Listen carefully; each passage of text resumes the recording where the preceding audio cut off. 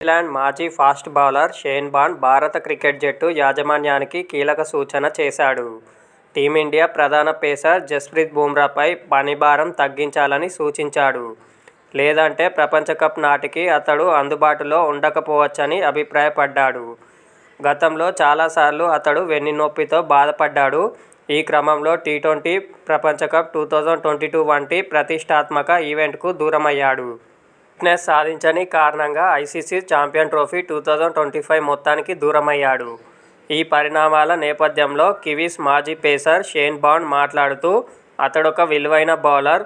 వచ్చే వరల్డ్ కప్లో అతడి పాత్ర కీలకం. అయితే త్వరలోనే టీమిండియా ఇంగ్లాండ్తో 5 టెస్టులు ఆడబోతోంది. నేను గనుక టీమిండియా మేనేజ్మెంట్ స్థానంలో ఉంటే అతడిని వరుసగా 2 టెస్టుల్లో ఆడించను. ఐపీఎల్ తర్వాత వెనువెంటనే వరుస టెస్టులు ఆడించడం పెద్ద రిస్క్.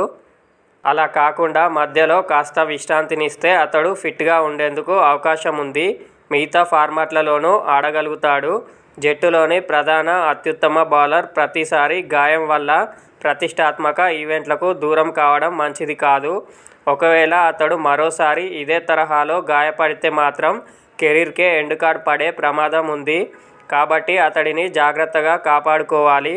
ఒకే చోట పదే పదే గాయమైతే సర్జరీ చేసినా ఉపయోగం ఉండదు అని టీమిండియా యాజమాన్యాన్ని హెచ్చరించాడు. ఈ మేరకు ఈఎస్పీఎన్ క్రికిన్ఫోతో షేన్ వార్న్ తన అభిప్రాయాలు పంచుకున్నాడు.